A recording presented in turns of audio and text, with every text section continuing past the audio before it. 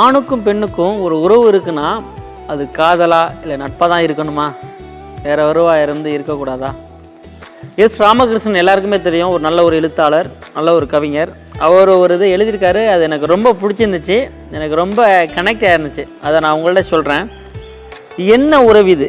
காதலா நட்பா? ஏன் இந்த இரண்டை தவிர வேறு உறவு ஆணுக்கும் பெண்ணுக்கும் இருக்கக்கூடாதா? அன்பு செலுத்துவதற்கு அடையாளங்கள் எதற்கு?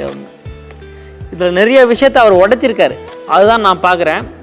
ஏன்னா இப்போ நம்ம ஒரு ஆணும் பெண்ணும் ஒரு இது பழகுனாவே பல பேர் மத்தியில் அது ஒரு தப்பாக தான் கருதப்படுது. இது ஏதாச்சும் ஒரு ரீசன் இருக்கலாம் அவங்க கருதுறதுக்கு. யாராச்சும் ஒரு ஆள் தப்பு பண்ணலாம், ஆனால் எல்லாருமே அப்படி இல்லைங்கிறத இவர் உடைச்செறிஞ்சிருக்காரு. இந்த வரிகள் எப்படி இருக்குது அப்படிங்கிறத நீங்கள் கமெண்டில் சொல்லுங்கள். அதே நேரத்தில் நம்மளோட சேனலை ஃபாலோ பண்ணாலும் ஃபாலோ பண்ணுங்கள். எல்லாருக்குமே இந்த வீடியோவை ஷேர் பண்ணுங்கள்.